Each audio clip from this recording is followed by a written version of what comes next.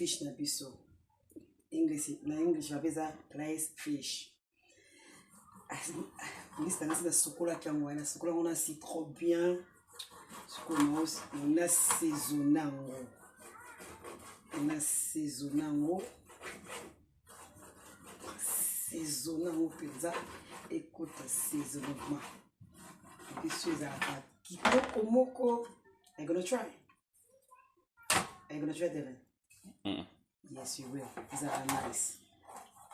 Pull your fish, baby. You want seasoning this now? You like Sabrino? They va seasoning. This is a goût. Is a cher, mais ça a goût. You know, c'est a cher, ça a goût. C'est cool.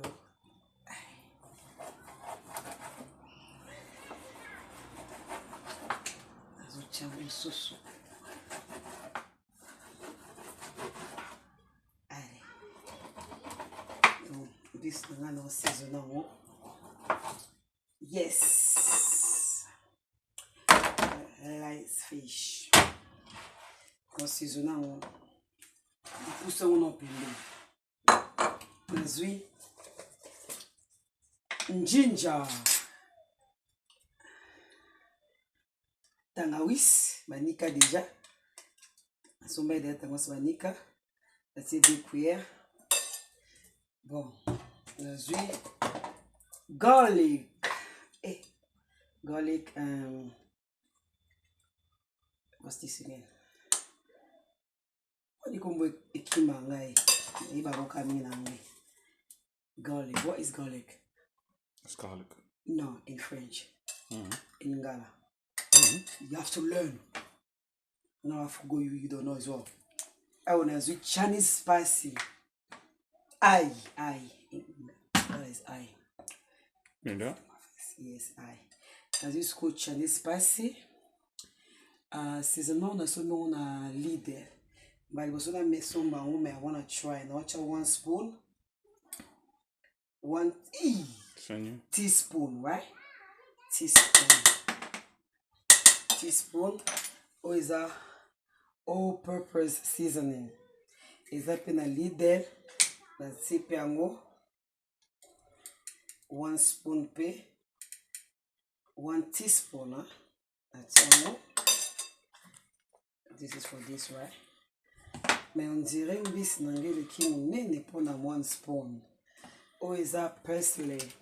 On peut faire un parsley si banika. On a fresh tea. Nati 1 spoon of parsley. Baloli yango.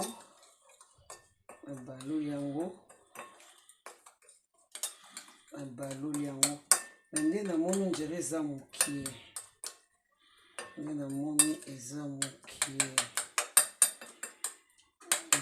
Mbisi eza monene. Natie saisonnement oyo. Eza matungulu, eza na everything. Natie kaka 1 spoon po ezala na mungwa. Natie 1 spoon po kaka. Teaspoon kaka na everything. Teaspoon. On dit funa baksa garlic mukie. Na ail po. Mbisi eza monene. Na ail. Yes. Okay. Natie Maggi cube. Cumagie moko. Fini cumagie na kati. C'est bon. Loko eza ko kalinga na cha huile mokie. On te penza huile te parce que ça au kalinga déjà donc na coche sur huile te. Eza au kalinga. Huile mokie. Botaka huile mokie vraiment. Qui penza eza ko kalinga.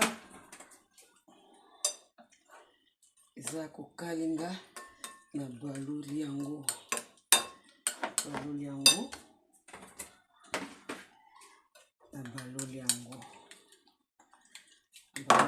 Après après non tia lemon.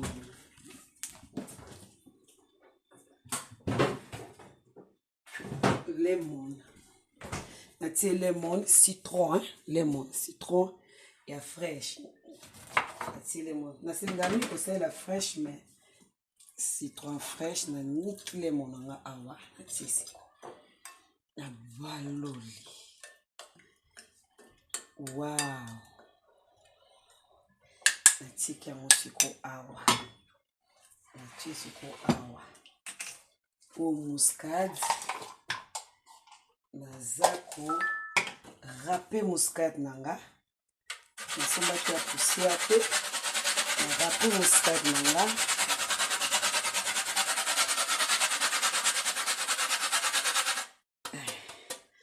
Muscade nanga. Désolé nana bagon te bagon. Ici là qui fait somba bagon.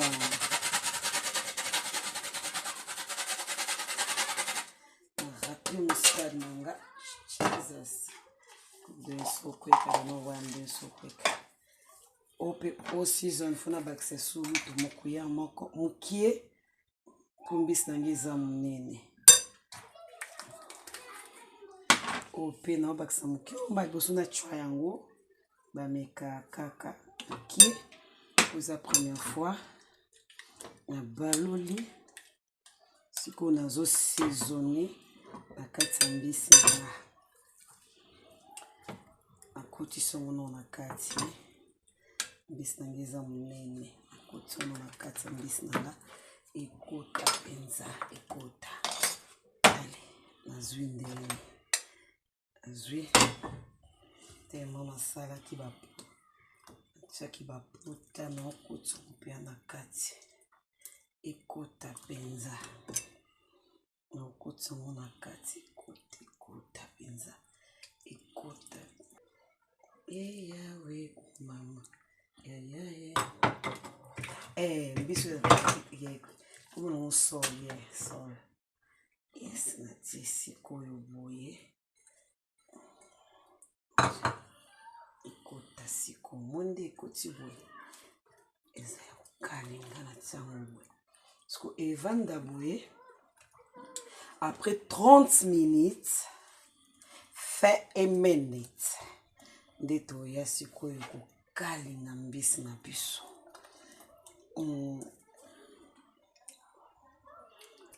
tokalinga mbisi na biso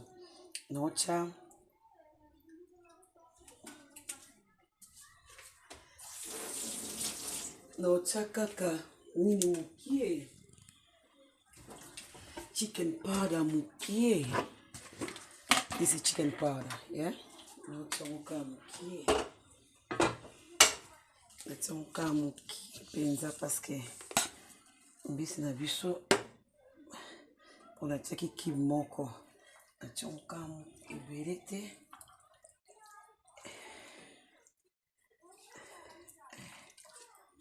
Naotya muka mukie. Naotya ebele te. Ekota siko na kati. Vandisa mbisi no boye 30 minutes. Yes, nyonso oyo ekoti na kati. Allez. Là.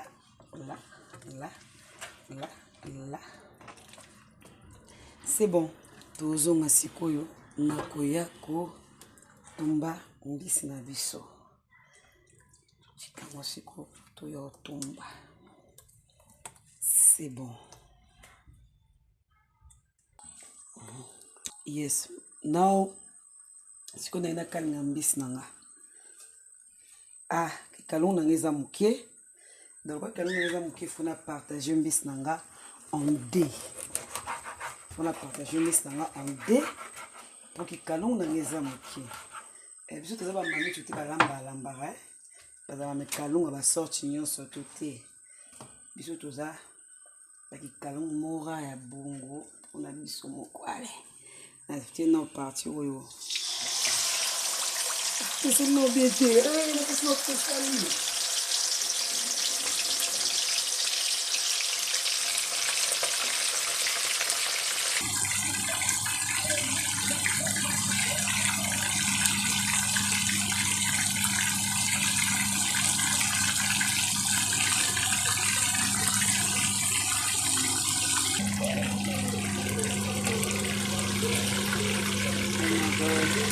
j'ai choisi le calon pour le calon, on est dans pour casser les biens, et pour ça les biens. Le calon aux bien.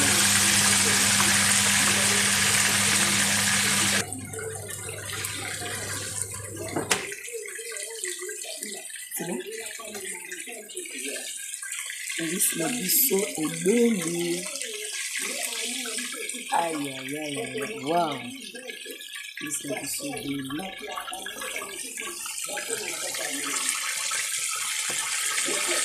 Liste belé.